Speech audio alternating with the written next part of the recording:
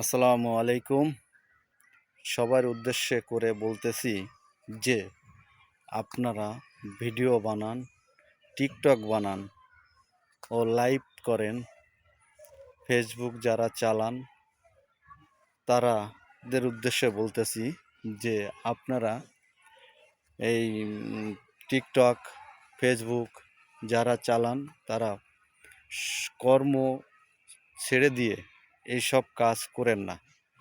অনলাইনে অনেক টাকা আছে, কিন্তু আপনি আপনার পরেই একটা সংসার চলে।